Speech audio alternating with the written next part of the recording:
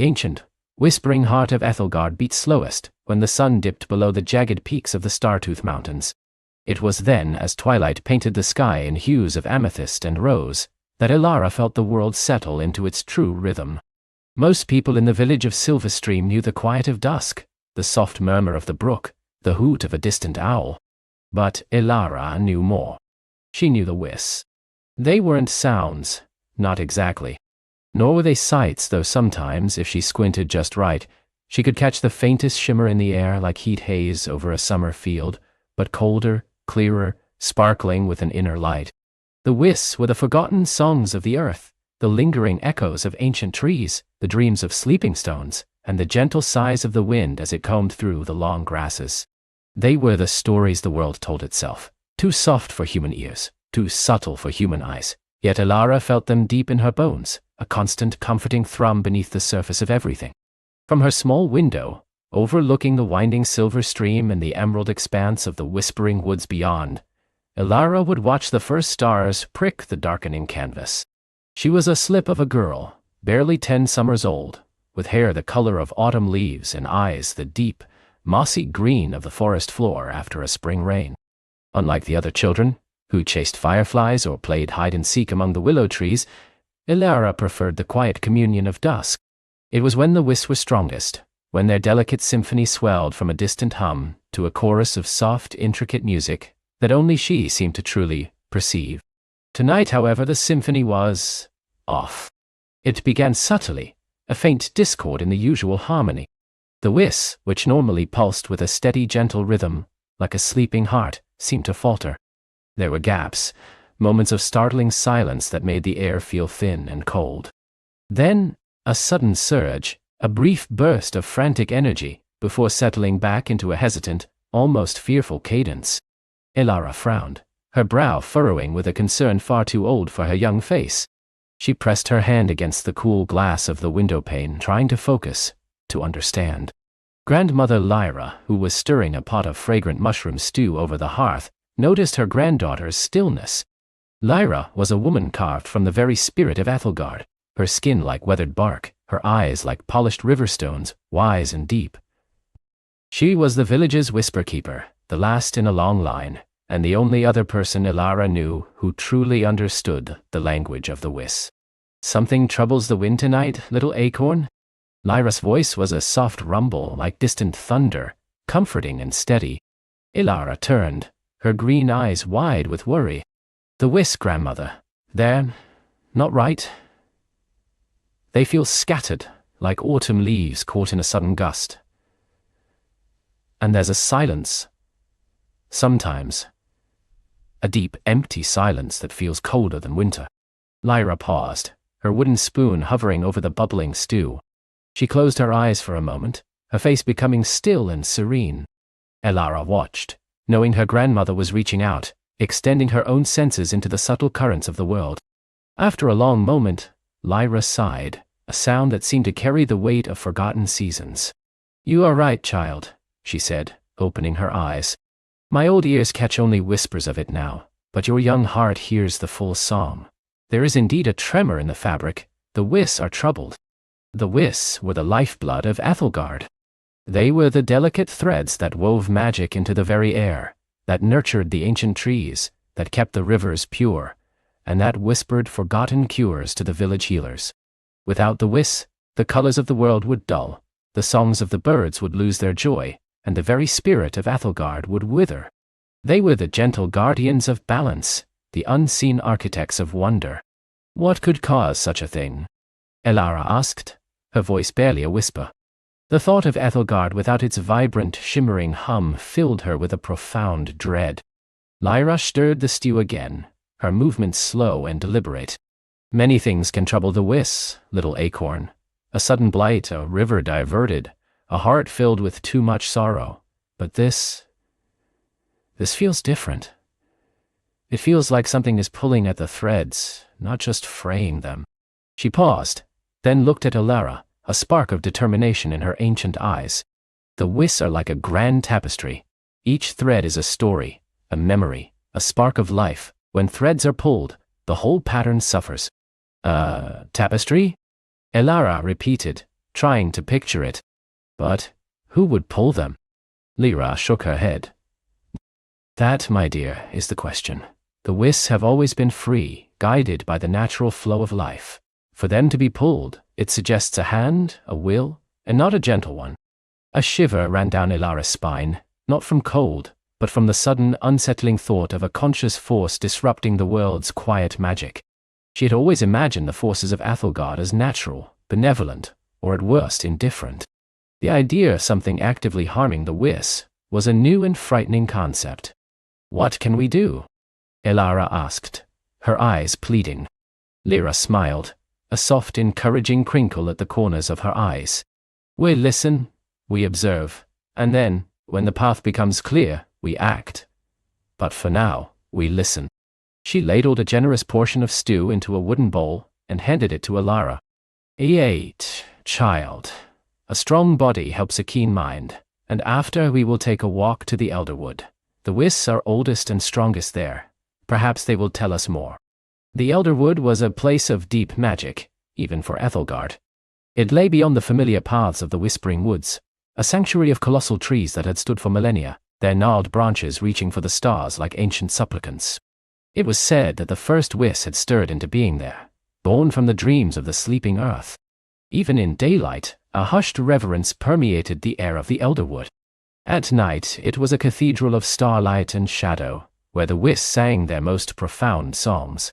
After their simple meal, as the last vestiges of twilight faded into true night, Ilara and Lyra set out. Lyra carried a small glowing lantern, its light a steady, warm amber that seemed to push back the encroaching shadows without truly dispelling them. Ilara carried nothing but her heightened senses and a growing sense of purpose. The air was cool and crisp, carrying the scent of pine needles and damp earth. As they walked, Ilara tried to tune into the Whis. They were still erratic, like a skipping stone on a pond. Sometimes, they would flare brightly around a patch of night-blooming moss, only to vanish abruptly, leaving behind a hollow echo. Other times they would murmur with a mournful quality, a sound Ilara had never heard from them before. It was a lament, quiet and profound. They are grieving, Ilara whispered, stopping by a cluster of ferns. The Whis here, they sound so sad. Lyra nodded, her hand resting gently on Ilara's shoulder. They are. They sense the imbalance, the disruption. They are the memory of the world, and they remember what it is to be whole. They continued deeper into the woods, the familiar path slowly dissolving into a labyrinth of ancient roots and moss-covered stones. The trees here were older, taller, their canopy so dense that only slivers of starlight pierced through, creating shifting patterns on the forest floor. The air grew heavier, thick with the scent of old growth and something else, something metallic and faintly bitter, like burnt leaves.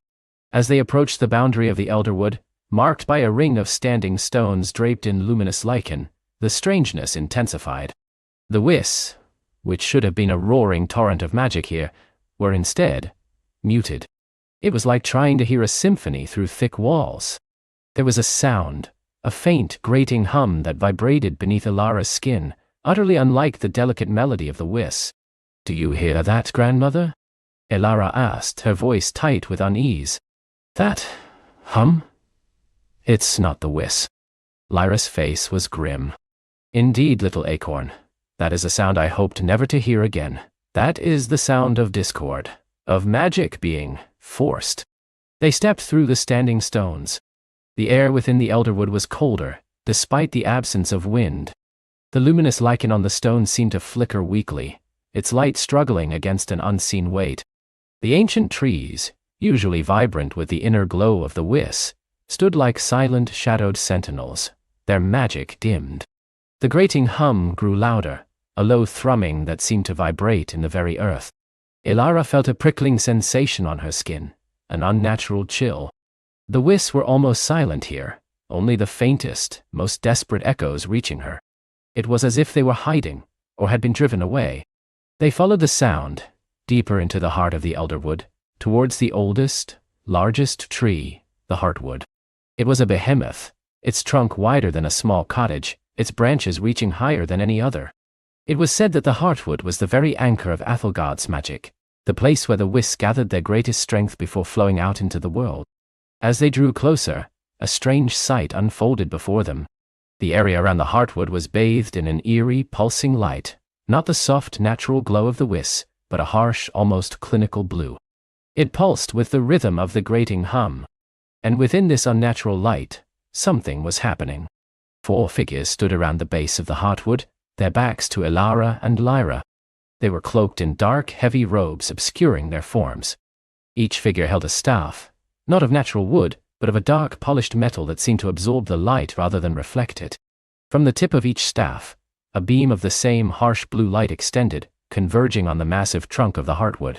Elara gasped, but Lyra's hand clamped over her mouth, silencing her.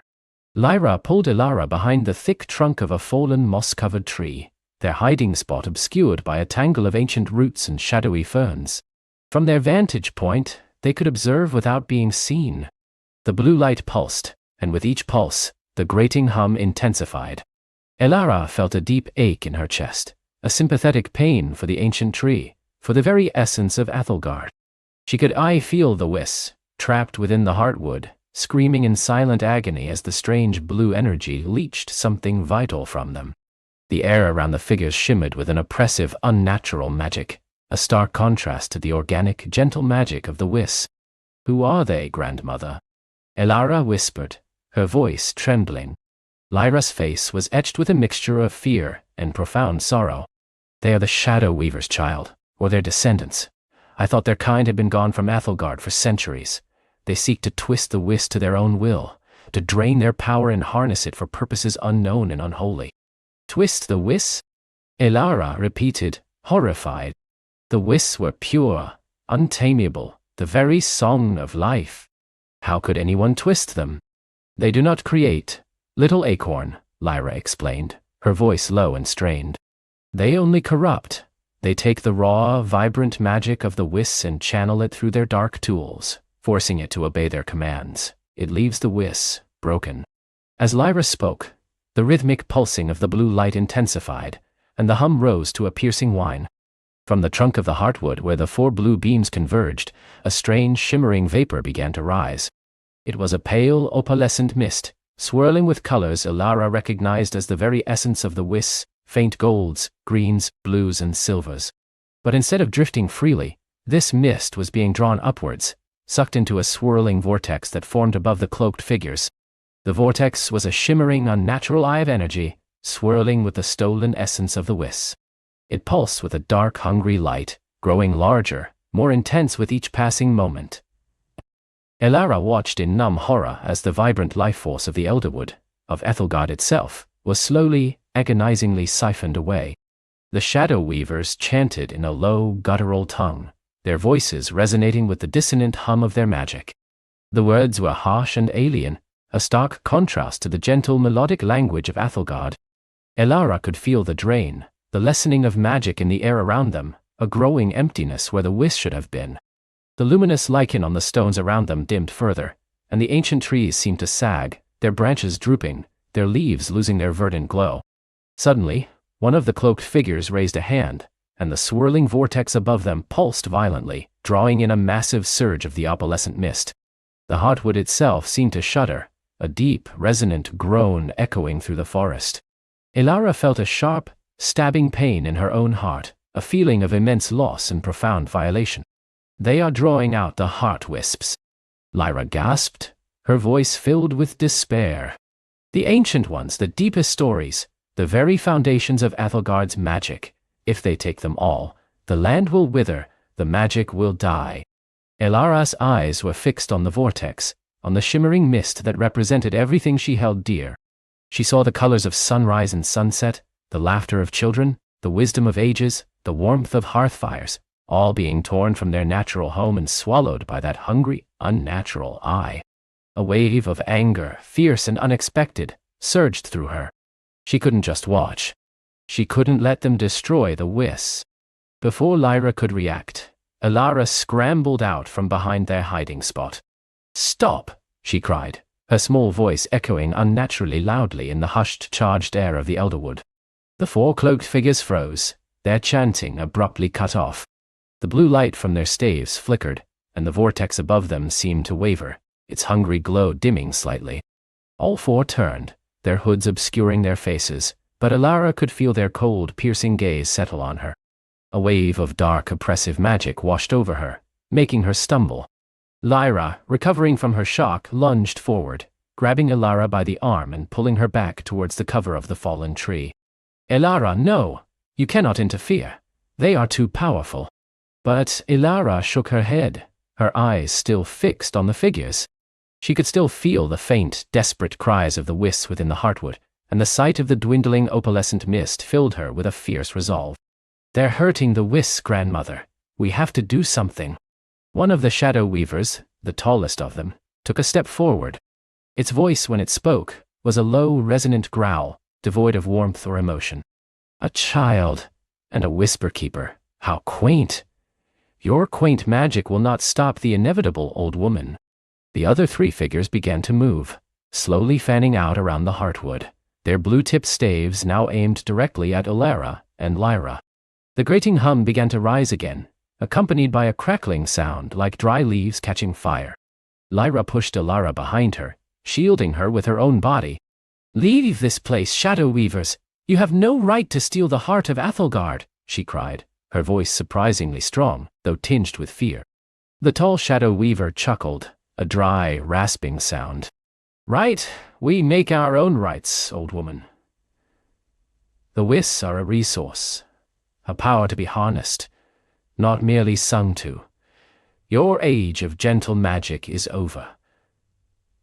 The new age begins now, and we will be its masters." With a flick of its wrist, the tall shadow weaver sent a bolt of dark, crackling energy towards them. Lyra raised her arm, and a shimmering emerald-green shield of light, woven from her own dwindling Whis magic, sprang into existence before them, absorbing the impact with a shower of sparks. But the effort clearly cost her as she staggered back, her face pale. "Run, Elara," Lyra urged, her voice strained. "Run and hide.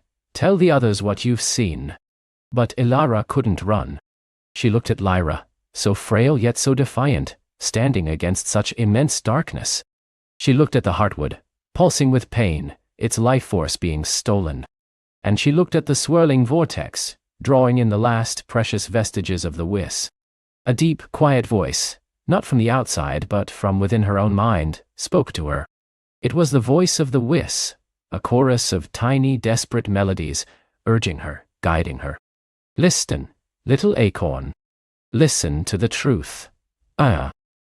See."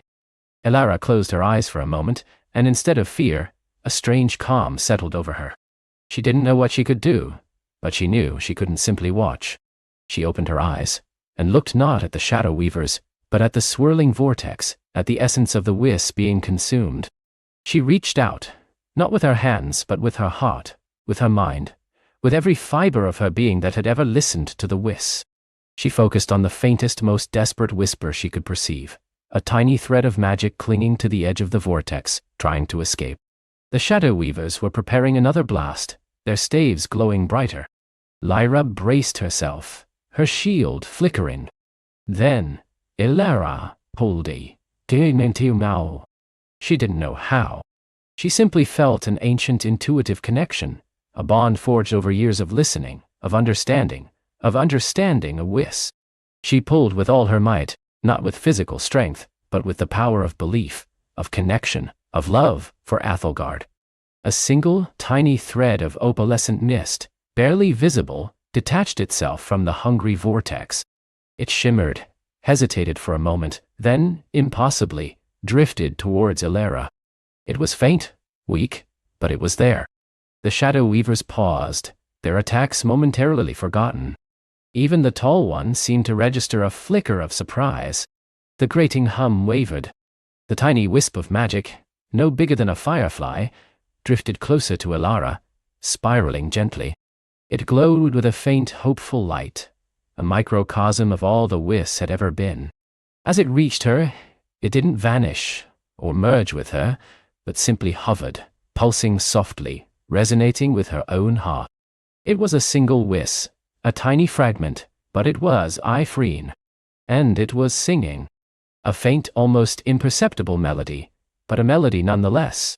A song of hope, of defiance, of ancient, enduring magic. Elara looked from the tiny shimmering Whis in front of her to the gaping vortex and the stunned shadow weavers.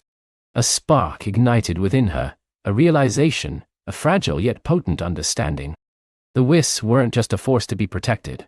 They were a force that could be protected, even by a small girl. The oldest shadow weaver recovered first. "Impudent child," it snarled, and its staff flared with a menacing surge of blue energy. "You think to defy us with a single errant wisp?" But Elara didn't flinch. Her gaze hardened, her young face infused with a quiet determination. She held the tiny singing Whis in her mind, feeling its fragile strength, its enduring spirit. This was only the beginning. This was only the beginning.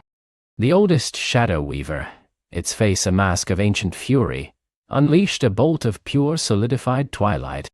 It wasn't merely dark. It was an absence of all light, a void made tangible, hurtling towards Elara with the force of a battering ram. The air around it crackled with cold energy, sucking warmth and sound from the very stones beneath their feet.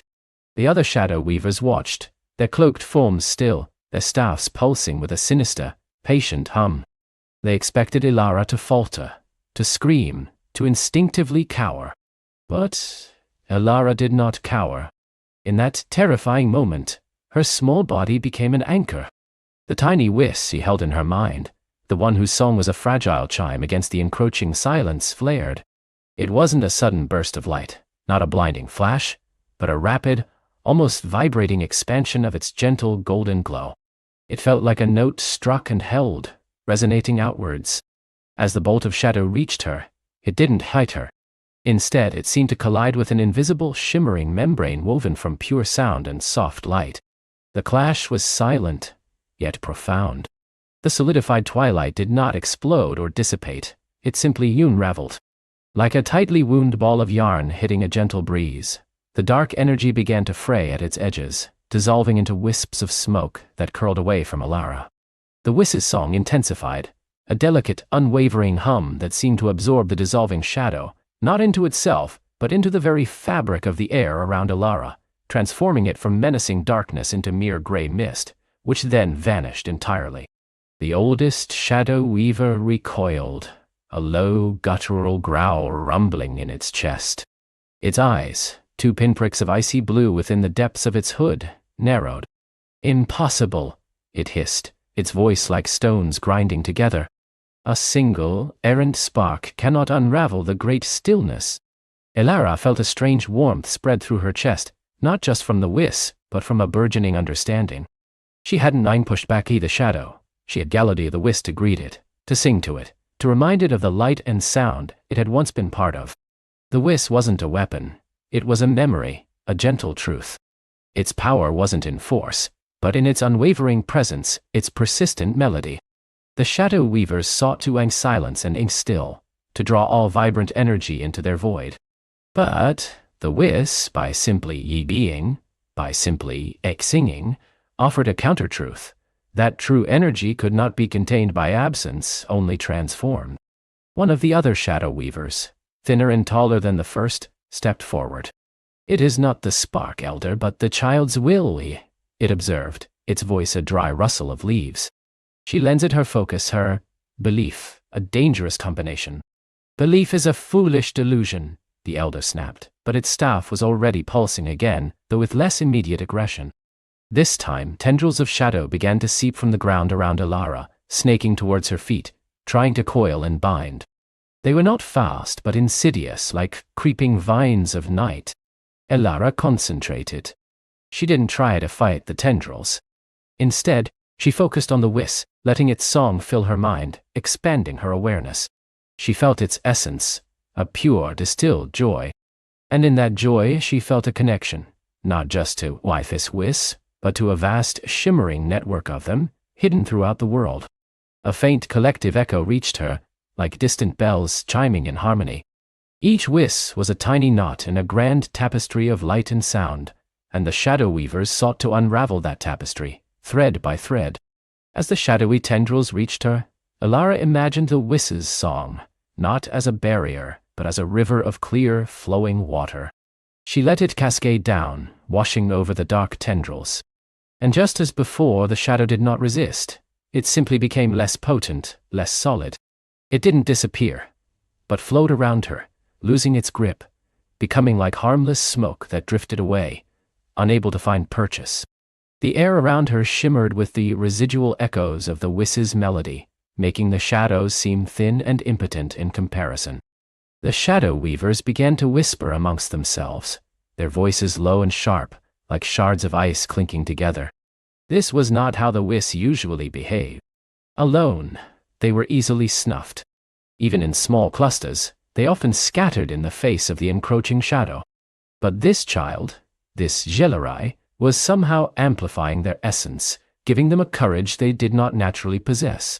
"She is an anomaly," the tall shadow weaver declared. "Her connection is too strong, too pure. We cannot simply extinguish her as we would a wild spark. Then we shall extinguish the source of her strength," the elder shadow weaver growled. It raised its staff high, and the air grew heavy, the very light dimming as if the sun itself had momentarily flickered. This time, the magic was different. It wasn't a direct attack, nor a binding. It was a subtle, insidious pull. Elara felt a strange emptiness begin to bloom in her chest, a sense of quiet despair, a whisper that told her, "It is useless. You are small. You are alone. The darkness is vast, and you cannot possibly stand against it." Kingdon. This was the true weapon of the shadow weavers, not brute force, but the silencing of hope, the dampening of spirit. They sought to steal the relay to sing, the joy of being. They wanted to turn the vibrant world into a quiet, still canvas, free from the chaotic beauty of light and sound. For a moment, Elara wavered. The whisper was convincing, insidious, weaving itself into her own doubts. She unwasing small. She wasting alone. What could one girl do against such ancient, formidable power? The Whis in her mind flickered, its song momentarily faltering, dimmed by the cold tendrils of despair that wrapped around her heart. But then she remembered the Whis' courage, its unwavering fragile song. She remembered its quiet resilience, its persistent glow, even in the darkest corners of the forest.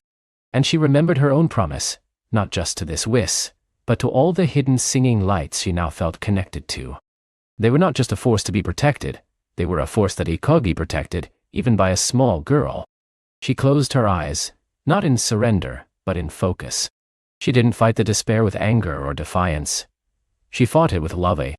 She thought of the Whis, not as a distant light, but as a part of her, a tiny, precious heart beating within her own. She poured her own warmth, her own stubborn hope, into the connection. And as she did, the Whis' song began to swell again, not just in her mind, but audibly, a high, clear note that cut through the oppressive silence the shadow weavers had conjured. It was a note of pure, unadulterated joy, a sound that spoke of sun-drenched leaves, babbling brooks, and the innocent laughter of children. It was a sound that reminded her that despair was merely a shadow, and shadows could not exist without light. The emptiness in her chest began to recede, replaced by a surge of warmth and a quiet, fierce determination. The shadow weaver's carefully crafted illusion of hopelessness shattered around her, revealing the world anew, vibrant and resilient. Their whispers of despair recoiled, unable to find purchase in a heart filled with such simple, unwavering joy. The elder shadow weaver snarled, its patience clearly wearing thin. "It is resilient beyond measure, a child of the first light perhaps touched by the eldest song." "No, elder," the tall shadow weaver corrected, its voice holding a hint of reluctant admiration. "She is merely a child, but she hears the Whis as they truly are. She sees their truth, their strength, not their fragility. We have underestimated the strength of empathy." A third shadow weaver, squat and broad, stepped forward. Its staff was thicker, gnarled like an ancient root. It didn't speak, but simply slammed its staff into the ground. A tremor ran through the earth, and then, from the very stones rose spectral figures, not solid, but shimmering with a faint, malevolent light. They were like the memories of fear, given shape, monstrous clawed creatures, their eyes burning with cold fire. These were the things that haunted the edges of sleep, the nightmares made manifest. They lunged towards Elara, their silent roars echoing in the sudden chill of the air. This was different. This wasn't a subtle attack on her spirit, but a direct assault designed to overwhelm her senses, to force her to react with terror. Elara felt a jolt of genuine fear. Her heart hammered against her ribs. These creatures were terrifying, their forms shifting and blurring, designed to prey on primal dread. The Whis she held, sensing her fear, pulsed frantically, its song becoming a rapid, almost frantic trill. But then, Elara remembered what she had learned. The Whis didn't fight with force. They transformed in. She closed her eyes again, not to block out the monsters, but to focus inward on the Whis. She imagined its song, not as a shield, but as a prism. She opened her eyes. As the spectral creatures lunged, Elara extended her hands, not to push them away, but to offer them the Whis' light. She let the Whis' song pour out of her, not as a weapon, but as a gentle, inquisitive melody. And as the spectral nightmares passed through the shimmering field of the Whis' song, something extraordinary happened. They didn't explode or disappear. Instead, their terrifying forms began to shift, to soften. The sharp claws became rounded, the burning eyes dimmed, and took on a curious, almost sad expression. Their monstrous snarls dissolved into whimpers, then into soft, sighing sounds. The fear they embodied seemed to drain away, leaving behind only echoes of forgotten sadness, of lost wonder. They were not evil. They were merely reflections of the Shadow Weaver's own despair, their own inability to remember the joy they sought to silence. One by one, the spectral figures, now resembling shimmering, translucent figures of sorrow rather than terror, simply faded away, like mist touched by the morning sun, leaving behind only the faintest scent of old tears and forgotten lullabies. The Shadow Weavers were utterly stunned. Their faces, though shadowed, conveyed a profound shock. The elder's staff clattered to the ground, its blue light extinguished. Never before had their manifested fears been understood in, let alone transformed in. They were accustomed to inspiring terror, to seeing their victims cower or fight with futile rage. But this child had met their darkness with compassion, their fear with a song of gentle truth. She shows them their own lost light, the tall Shadow Weaver whispered, its voice hushed with awe, almost reverence. She reminds them of what they once were, before the shadow consumed them. The elder recovered its staff, but its movements were slower, its fury replaced by a chilling realization. This is not a child to be silenced, it said, its voice low and heavy, but Aguai threatened to be contained. If she can awaken such memories in our own constructs, imagine what she could do for the Whis, for the world itself. The air around them grew heavy with a new kind of power, a concerted effort from all the Shadow Weavers. This wasn't an attack, but an attempt to encase her, to create a prison of pure, unyielding shadow.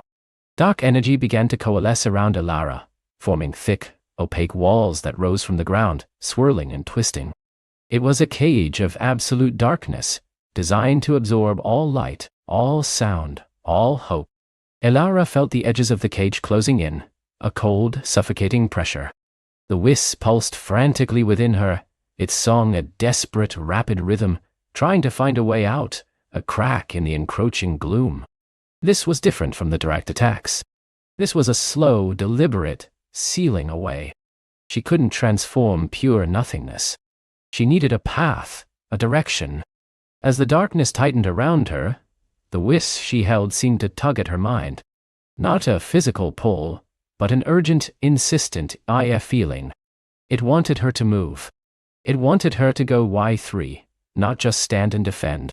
It showed her a flicker, a brief mental image. A faint, almost invisible seam in the swirling shadows. A thread of something less dense, a whisper of a path. Elara understood. She couldn't fight them head-on, not against all of them, not yet. But she could escape. Her role was to protect the Whis, and right now, that meant getting them to safety. With a sudden burst of resolve, Elara focused all her will, all her connection to the Whis. She didn't try to break the shadow wall. Instead, she let the Whis' song flow forward, not as a burst, but as a guiding light, illuminating the faint seam it had shown her. She took a deep breath, and with a surge of courage, she lunged towards that barely perceptible path. The shadow weavers cried out in frustration as Ilara, instead of being trapped, seemed to only slip through the closing wall of darkness. It wasn't a tear in the shadow, but more like water flowing through a net, the Whis' song making her intangible enough, light enough to pass through the densest part of their spell. She burst out on the other side, finding herself no longer in the clearing where the confrontation had begun, but on a narrow, twisting path that led deeper into the ancient whispering forest. The air here was cooler, filled with the scent of damp earth and unseen blossoms. Behind her, the cage of shadows snapped shut with a soundless thud, trapping only empty air. "She escaped!" The elder roared, its voice echoing with genuine outrage. "Pursue her. Do not let her bring that accursed song to the Heartwood." Ilara didn't hesitate. The Whis in her mind was now singing a clear, urgent melody, pulling her forward. It was guiding her, not randomly, but with a definite purpose. The path wound through ancient trees whose branches intertwined overhead, forming a verdant canopy that filtered the sunlight into dappled patterns on the forest floor. Roots, thick as Ilara's waist, crisscrossed the path, forcing her to leap and weave. She could hear the shadow weavers behind her, their dark magic tearing through the undergrowth, their frustrated cries carrying on the wind. They were faster than she expected, their cloaked forms moving with a chilling, unnatural swiftness. But the Whis' song was a nimble guide, showing her shortcuts, revealing hidden passages between trees, urging her over fallen logs and through thickets of glowing fern-like plants. As she ran, Ilara began to notice something else. The Whis' song wasn't just guiding her, it was subtly changing the environment around her. Where her feet touched the ground, faint, shimmering patterns of light bloomed for a fleeting moment. The air around her seemed to shimmer, making it harder for the shadow weavers to get a clear bead on her. The very leaves on the trees she passed seemed to rustle with a gentle, encouraging whisper. She glanced back for a moment. The shadow weavers were gaining. They weren't just running, they were using their magic to clear paths, to push aside obstacles. One of them, the squat, broad one, sent a wave of solidified darkness ahead, trying to trip her. But the Whis' song rippled out, dissolving the shadow before it could reach her feet. The forest itself seemed to be coming alive in response to the Whis' presence. Ancient, gnarled trees, whose forms had been still for centuries, seemed to subtly shift, their branches swaying just enough to block a shadow weaver's sideline, their roots rising just enough to create a momentary barrier. It was as if the forest understood, as if it too was quietly aiding the song against the silence. The Whis' song intensified, becoming a clear, unwavering beacon in Ilara's mind. It led her deeper and deeper, until the trees grew even older, their trunks wider than any she had ever seen, their leaves a deeper, richer green. The light here was softer, imbued with a timeless quality. The very air felt different, charged with a gentle, humming energy. Suddenly, the path opened into a clearing. But this was no ordinary clearing. In the center stood a single colossal tree, its bark shimmering with an inner light, its branches reaching up towards the sky like arms embracing the heavens. Its leaves, thousands upon thousands, glowed with a soft, ethereal luminescence, each one a tiny, living lamp. And from within its ancient heart, Ilara could feel the source of the Whis' urgent pull, the destination it had yearned for. This was the Heartwood, the elder shadow weaver had called it. And as she stepped into the clearing, the air resonated with a symphony of tiny, bell-like chimes. Not just one Whis, but hundreds, perhaps thousands, were nestled among the glowing leaves and within the shimmering bark of the colossal tree. They pulsed with a gentle collective light, their individual songs weaving together into a magnificent, harmonious chorus that filled the entire clearing. The Whis Ilara carried within her mind soared, joining its voice to the grand chorus, its light merging with the myriad others. It was like coming home. Ilara turned, bracing herself. The shadow weavers burst from the forest path, their forms dark and menacing against the backdrop of the Heartwood's radiant glow. But as they stepped into the clearing, their movements faltered. The collective song of the Whis, amplified by the Heartwood, was a palpable force. It didn't push them back with violence, but with an overwhelming, undeniable presence of light and joy. The shadow weavers recoiled, their cloaks fluttering as if caught in a strong wind, though the air was still. The light of the heartwood, though soft, was too much for them. It revealed too much, reminded them of too much. Their shadows seemed to shrink, their power diminished in the face of such pure collective song. Their staffs, which had pulsed with menacing blue energy, now merely flickered, struggling to maintain their malevolent glow. The elder shadow weaver lifted its hand, shielding its eyes from the pervasive, gentle light. "The heartwood," it rasped, its voice tinged with grudging respect, even fear. "The source of their accursed resilience. We cannot enter. Not directly. Not yet." Its gaze fell upon Ilara, standing defiant amidst the glowing tree, her small face illuminated by the Whis' collective light. She was no longer just protecting one tiny spark. She was now standing at the heart of their collective strength, a conduit for their harmony. "You have bought them time, child," the elder conceded, its voice a low growl of frustration. "But this is not over. The shadow is vast. It is patient. It will find a way to silence the song, even in this place." With a final lingering glare, the shadow weavers turned, their forms dissolving into the deeper shadows of the surrounding forest, unable to withstand the pervasive light of the heartwood. Their retreat was not a surrender, but a tactical withdrawal, a promise of future, darker encounters. Ilara watched them go, her heart still pounding, but now with a triumphant rhythm that mingled with the joyous chorus of the Whis. She had done it. She had protected the Whis, and she had found their sanctuary. She looked up at the magnificent heartwood, its branches laden with singing lights, its ancient form radiating a profound, comforting warmth.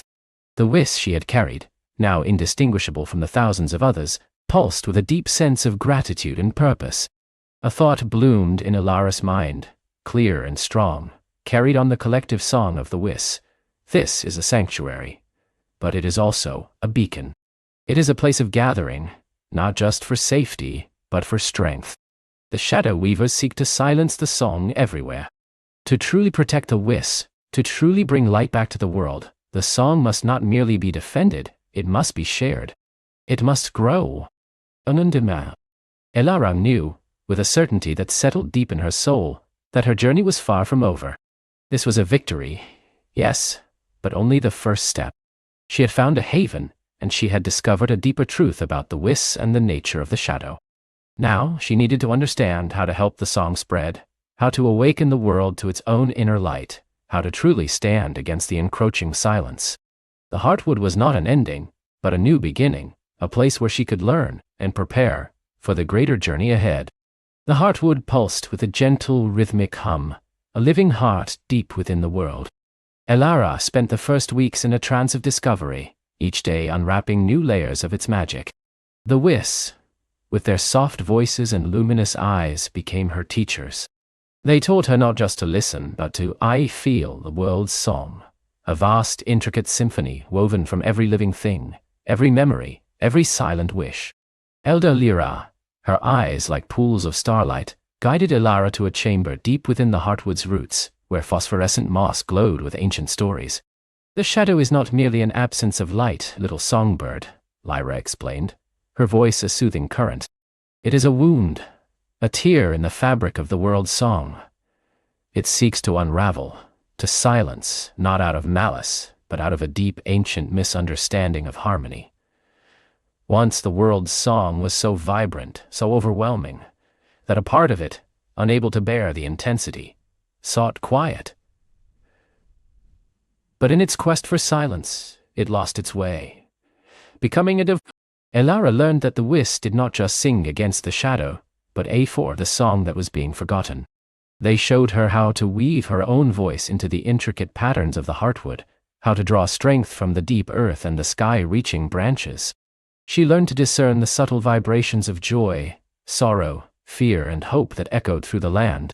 She practiced in sun-dappled clearings, her voice a clear stream, then in shadowed grottos, her song pushing back the encroaching dimness. The heartwood itself seemed to respond to her, its leaves rustling in acknowledgement, its roots tingling with shared energy. Weeks bled into months. Ilara's silver hair seemed to shimmer with an inner light, and her eyes, once timid, now held a steady, knowing gleam. She no longer just sang, she declaimed the song, her spirit intertwined with the very essence of melody. She learned that every memory held a note, every dream a chord, and that the shadow fed on the fading of these, leaving only quiet echoes and forgotten whispers. But the Heartwood, for all its sanctuary, was not immune to the world's suffering. Whis scouts, venturing beyond its protective aura, returned with increasingly grim tidings.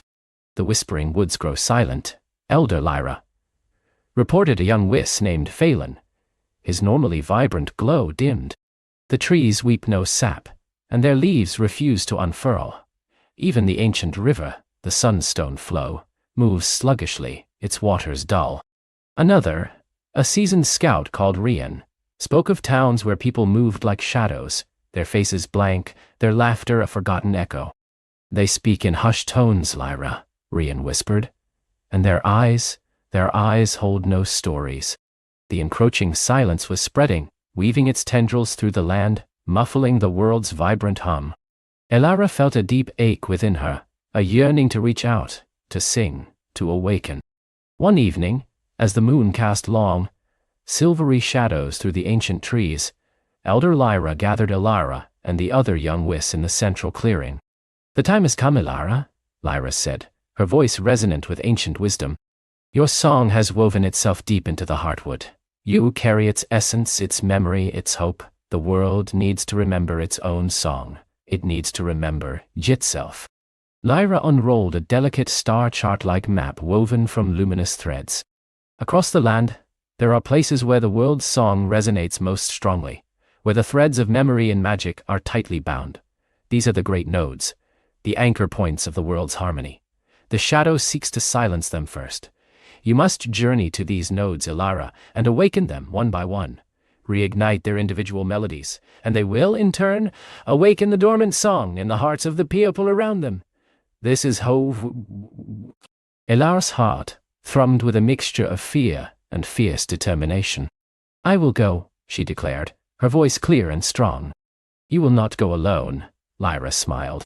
Phelan and Ryan stepped forward, their eyes shining with renewed purpose. "We will guide you, Elara. We will protect the song." Another, a quiet Whis named Morwen, who had a special affinity for discerning emotions, also joined them. "I will listen for the whispers of hope, Elara," she offered softly. The next morning, as the first rays of dawn painted the sky in hues of rose and gold, Elara stood at the edge of the Heartwood, a small pack on her back. She wore a cloak woven with luminous moss, a gift from the Whis, that shimmered faintly in the dim light. Her companions, Phelan, Rian, and Morwen, stood beside her, their glows a comforting presence. With a final embrace from Elder Lyra, and a chorus of soft, encouraging hums from the Whis, Elara stepped out of the Heartwood's embrace, and into the wider, shadowed world. Their first destination was the city of Viridia, once a bustling hub of merchants and storytellers, renowned for its vibrant marketplace and the chime of its countless bells. As they approached, a creeping stillness settled upon them. The air grew heavy, muffling sounds. The vibrant greens of the surrounding fields seemed muted, as if drained of their color. The city walls, once gleaming white, were now a dull, uniform gray. "The silence has taken root here," Rian whispered, his glow flickering with unease. They slipped into Viridia under the cloak of twilight, the luminous moss of Elara's cloak providing just enough light to navigate the silent streets. The city was indeed a ghost of its former self. Houses stood dark and unlit. No cheerful greetings, no clatter of hooves, no distant music. People moved through the streets like automatons, their heads down, their eyes vacant. They passed a once lively bakery. Its door was ajar, but no enticing scent of fresh bread wafted out, only a stale, dusty quiet. "They've forgotten even their daily joys," Morwen murmured, her brow furrowed with sorrow. "Their memories are fading, like old photographs left in the sun." They sought refuge in a forgotten corner of the old marketplace, near a fountain that had long since ceased to flow. The air here felt thick with the shadow's presence, a tangible weight that pressed down on their spirits. "How do we begin?" Elara asked, her voice barely a whisper in the oppressive quiet. "We must find the heart of Viridia's song," Phelan suggested, his glow brightening slightly. "Every city has one, a place where its spirit is most concentrated, where its memories are most cherished." Morwen closed her eyes, her delicate fingers pressed to her temples. After a moment, she pointed towards a dilapidated building on the city's highest hill, a structure that looked like an ancient library. There, she breathed. I feel echoes, faint but distinct. A place of many stories, many voices. They moved stealthily through the silent streets, avoiding the few patrolling figures, their faces obscured by the dimness, their movements listless. The old library, when they reached it, was crumbling, its grand entrance choked with weeds. Inside, dust lay thick on forgotten tomes, and the air was heavy with the smell of decay. Yet Ilara felt a faint thrum beneath her feet, a pulse struggling to beat. In the very center of the library stood a magnificent circular stained glass window, depicting a vibrant scene of Viridia's founding, its people singing and dancing under a golden sun. But now, the glass was cracked, its colors leached away, leaving only dull, gray panes. Below it, on a pedestal, lay a single open book, its pages blank, its cover faded. "This is it," Ilara said, her hand reaching out to touch the empty pages. This was the memory keeper, the heart of their stories. The shadow's influence was strongest here. A pervasive cold seeped from the blank pages, and the silence was absolute, pressing in on Ilara like a physical force. She could feel the weight of countless forgotten memories, of lost laughter and unshared dreams. It was suffocating. "We must sing, Ilara," Rian urged, his glow intensifying. "Sing the song of Viridia's past, its hope, its forgotten joy." Ilara took a deep breath, her eyes fixed on the blank book, on the faded window. She closed her eyes and reached deep within herself, to the core of the heartwood song that now resided within her. She didn't just sing, she remembered it. She remembered the tales the Whis had shared of Viridia's vibrancy, the joy in Lyra's voice as she described its festivals, the warmth she had felt imagining its bustling markets. Her voice began as a soft hum, a barely audible vibration that seemed to tremble the very dust motes in the air. It was a melody of awakening, of gentle persuasion. She sang of the baker's warm bread, of children's games in the sun-drenched squares, of lovers' whispered promises under the moonlit towers, of the clatter of artisans' tools, and the hearty cheers of the city guard. She sang of the wisdom held within the books around them, the stories that longed to be read again, the knowledge that yearned to be shared. As her song grew, a faint shimmer appeared on the blank pages of the book. The Whis joined her, their voices weaving into hers, creating a tapestry of sound that filled the silent library. Phelan's voice was a strong, steady bass, Rian's a bright, soaring tenor, and Morwen's a soft, empathetic alto, adding layers of longing and hope. Slowly, miraculously, the faded stained glass window began to regain its color. A faint, golden light bloomed from its center, pushing back the gloom. The cracks in the glass seemed to mend, not disappearing, but becoming lines of shimmering silver that held the restored colors in place. Then a single word appeared on the first page of the book, glowing faintly. "Welcome." Then another, and another, until entire sentences began to form, swirling like mist, recounting the history and spirit of Viridia. The book was remembering itself. The quiet in the library began to lift, replaced by a subtle hum, a vibration of life returning. Ilara's voice soared, pouring all her heart and soul into the melody, a song of remembrance and renewal. She felt the individual sparks of light within the people of Viridia stir, like embers catching flame. As the last notes faded, the library was bathed in a soft, golden light. The book now lay open, its pages filled with vibrant script, its cover regaining its rich crimson hue. The stained glass window pulsed with renewed color, casting dancing patterns on the dusty floor. They stepped out of the library into a city that was no longer silent. From a distant window, a faint light flickered. A child's sleepy cry echoed from another street. The air itself felt lighter, easier to breathe. The oppressive stillness had broken. Ilara knew this was only the beginning for Viridia, but the first thread had been rewoven. The city would remember, slowly, day by day. Their next journey led them through the whispering woods, which now lived up to its new sorrowful name. The trees, once towering giants of vibrant green, stood like skeletal sentinels, their branches bare, their leaves a brittle, muted brown. No bird song, no rustle of wind through leaves, no scamper of forest creatures. The very ground felt dead, crunching beneath their feet. "This is worse than Viridia," Phelan whispered, his glow almost completely dimmed. "The life has been sucked out of it." Morven, usually so perceptive, struggled. "The memories here are fragmented like shattered glass. I can barely piece them together." Rian pointed to the highest peak in the distance, Mount Cinder. "The shadow's hold is strongest at the source. The whispering woods always flowed from the ancient roots of Mount Cinder. It must be where the song of this forest was broken." The ascent of Mount Cinder was arduous. The air grew thinner, colder, and the silence pressed down with an almost physical force, draining their energy.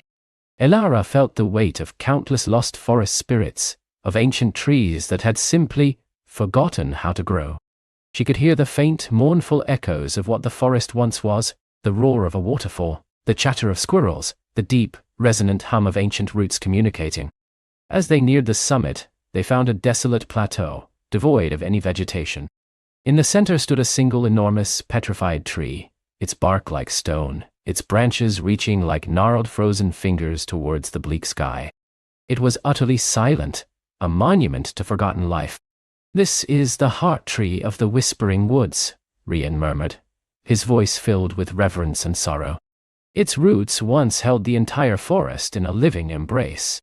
But it was not entirely empty." From the base of the petrified tree, a dark, pulsing mist emanated, swirling and contracting, like a living shadow. It coiled around the trunk, seeping into the stone-like bark. This was the true manifestation of the shadow here, a parasitic entity, draining the very essence of life and memory. It was cold, hungry, and utterly devoid of sound. Elara felt a chill deep in her bones, unlike anything she had experienced in Viridia. This was not just a lack of song, it was an active force of consumption. "It feeds on the silence," Elara realized, her voice trembling slightly. "It thrives on the absence of memory." The mist pulsed, and for a moment, Elara felt a wave of profound despair wash over her. Visions of the heartwood, silent and dead, flashed before her eyes. The faces of the Whis, their glows extinguished. Her own song, choked and forgotten. The shadow was trying to break her, to make her surrender to the silence. "Fight it, Elara," Phelan cried, his voice cutting through the despair. "Remember the heartwood, remember Viridia." Elara closed her eyes, clutching the luminous moss of her cloak. She took a deep breath, pushing back the invading despair. She remembered the warmth of Elder Lyra's embrace, the vibrant hum of the heartwood, the triumphant glow of Viridia's restored window. She remembered why she was here. She opened her eyes, her gaze firm, and began to sing. This was not the gentle persuasion of Viridia. No. This was a song of defiance, of raw, untamed life force. Her voice was a torrent, a fierce river of melody, pouring forth from her very soul. She sang of the ancient roots of the heart tree, of the sap that once coursed through its veins, of the birds that nested in its branches, of the creatures that sought refuge beneath its shade. She sang of the fierce storms it weathered, the gentle rains it welcomed, the countless seasons it had witnessed. The Whis joined her, their combined voices a roaring chorus, a symphony of resistance. Phelan's song was a protective shield, Rian's a sharp spear of light, Morin's a deep lamp for what was lost, woven with an unyielding hope for its return. The dark mist recoiled, hissing faintly, a sound like dry leaves skittering across stone. It writhed, trying to consume their song, to absorb its light. But Elara's voice was too strong, too pure. It was a song of a being, of remembering, of living. She wasn't just singing Heart the Shadow, she was singing Gilif back into the petrified heart tree, singing against the very concept of oblivion. She poured every ounce of her spirit into the melody, pushing back the encroaching cold, pushing back the despair. She felt a deep connection forming, not just with the heart tree, but with the entire network of the whispering woods below. She felt the faint stirrings of dormant seeds, the slow pulse of forgotten roots. Her voice rose to a crescendo, a powerful resonant wave that washed over the plateau. The dark mist screamed, a soundless shriek of utter emptiness, and then, with a final desperate swirl, it retracted, not vanishing entirely, but shrinking, condensing into a tiny, dark, inert pebble at the base of the tree. It was not destroyed, but rendered powerless, unable to feed, unable to consume. And then, something truly miraculous happened. A faint green glow began to emanate from the petrified heart tree. A tiny, iridescent bud, no bigger than Ilara's thumb, appeared on one of its gnarled stone-like branches. Then another, and another, until the entire tree was studded with these miniature, luminous buds.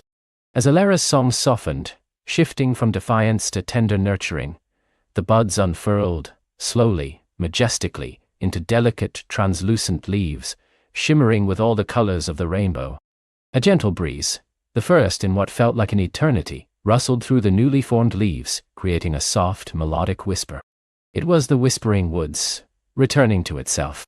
Birds, small and brightly colored, seemed to materialize from the air, landing on the vibrant branches, and began to sing, their voices clear and sweet, joining Ilara's fading melody. The very air around them sparkled with renewed life. Ilara sank to her knees, exhausted but triumphant, as the heart tree pulsed with a gentle, verdant light. The ground beneath her felt soft again, alive. As they rested, Ilara looked at the tiny, inert pebble where the shadow had been. "It's not gone," she mused. "Just contained. The shadow can never truly be destroyed, little songbird." Lyra's voice echoed in her mind, a comforting whisper across the vast distances. "It is a part of the world's song, the quiet note, the space between sounds. But it must be in harmony, not dissonance. You have brought balance back to this place." The journey continued. And Sue, Shanam, Attorney continued. Ilara and her companions traveled to a desert oasis, where the wells had dried and the memory of water was a distant ache. There, Ilara sang of the deep earth's hidden springs, of the ancient rivers that flowed beneath the sands, and the oasis bloomed again, its waters flowing clear and sweet. They visited a mountain fortress where the people had forgotten their own history, their heritage erased by the shadow.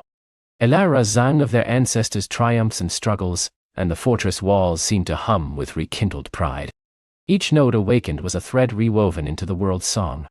Ilara felt the network growing, a symphony of light spreading across the land, pushing back the silence bit by bit.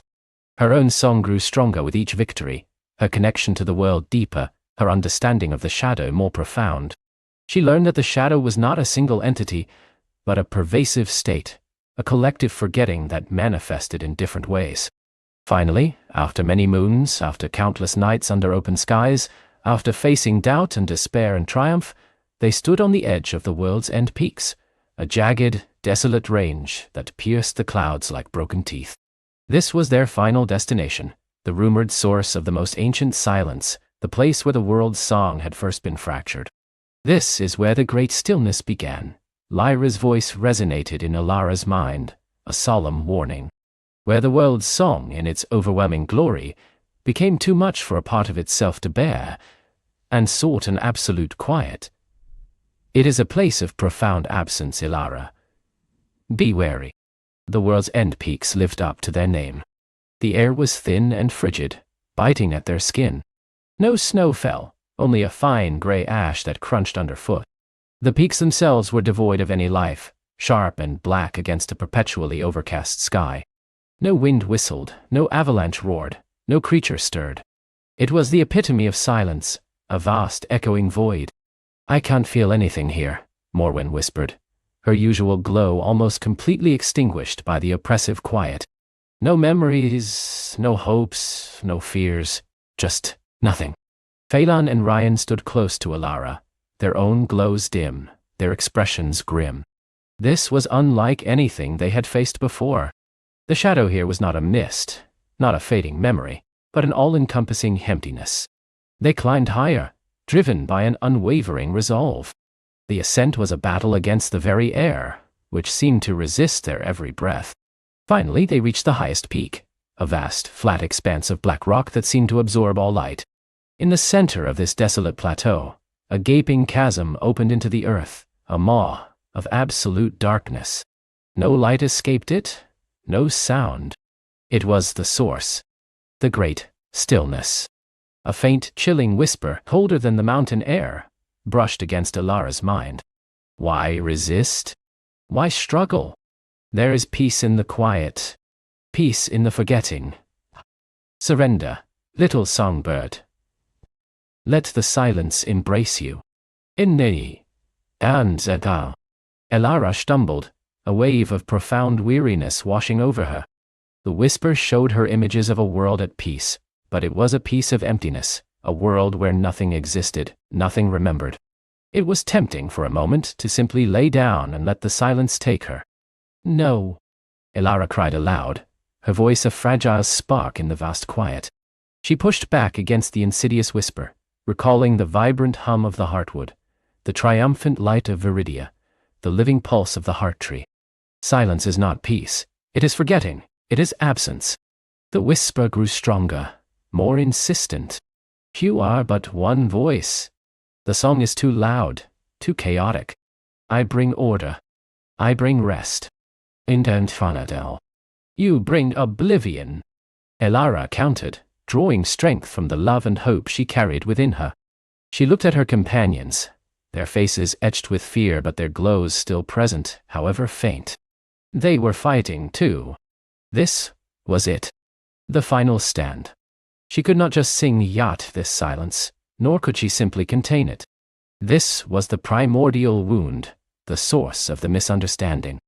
She had to sing El through it, not to destroy, but to reconcile. Elara took a deep breath, her eyes locking onto the abyss. She reached deep within herself, past the heartwood song, past her own experiences, to the very core of what it meant to sing, to be. She remembered Lyra's words. The shadow was a part of the world's song, a note that had lost its way. Her voice began, not with a roar, but with a single pure note. It was a note of understanding, of empathy, of quiet acceptance.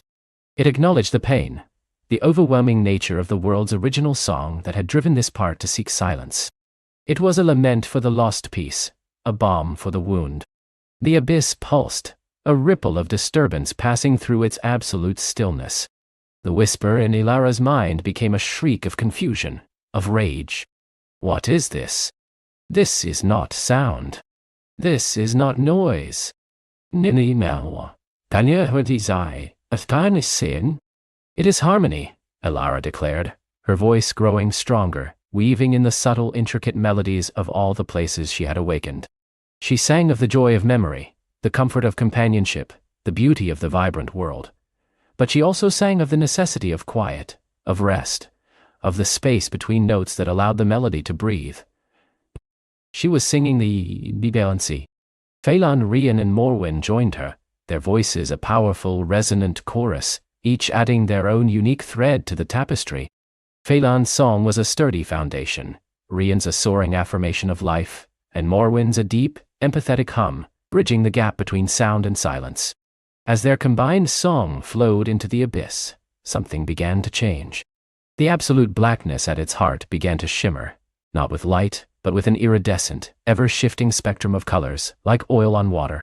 The chilling whisper morphed into a cacophony of confused, fragmented sounds, then slowly, miraculously, began to resolve into a deep, resonant hum, a profound, steady note of regrest. This was not the silence of oblivion, but the silence of peace, the counterpoint to the world's vibrant song. It was the quiet note, the necessary pause, now integrated, balanced. And then, as Elara poured her final, most powerful note of acceptance and balance into the chasm, something incredible happened. From the depths of the abyss, a pillar of pure, shimmering starlight rose, not pushing back the darkness but coexisting with it, a perfect balance of light and shadow, sound and stillness. The clouds above them parted, revealing a sky alive with 1,000,000 stars, each one twinkling with renewed brilliance. A gentle warm breeze swept across the peak, carrying the faint, sweet scent of distant flowers. The world's end peaks, once a monument to desolation, now stood bathed in a soft, ethereal glow, no longer black, but a deep, shimmering violet, reflecting the starlight. Elara felt the entire world's song surge through her, a wave of triumphant harmony, each note she had awakened singing in unison, their individual melodies weaving into a grand symphony. The heartwood thrummed with joyous energy, its song reaching out to embrace her. The great stillness was no longer a wound, but a part of the world's balanced song, a place of quiet contemplation, of necessary rest. They stood there for a long time, bathed in the starlight and the gentle hum of the newly balanced world, exhausted but filled with an overwhelming sense of peace and accomplishment. The journey back was filled with wonders. The whispering woods shimmered with vibrant life, its trees laden with lush leaves, its air filled with birdsong. The sunstone flow sparkled, its waters clear and swift. In Veridia, laughter echoed through the streets, children chased each other in the squares, and the bakery's enticing scent wafted through the air. People looked up, their eyes bright with memory, their faces alive with stories. When Elara and her companions finally returned to the Heartwood, they were greeted by a joyous chorus of Whis. Elder Lyra embraced Elara, her eyes shining with tears of joy. "You have done it, little songbird," she whispered. "You have rewoven the world's song. You have brought balance where there was only dissonance." Elara, no longer just a girl, but a guardian of the world's harmony, smiled. Her silver hair seemed to glow with an inner light, and her eyes held the wisdom of countless journeys.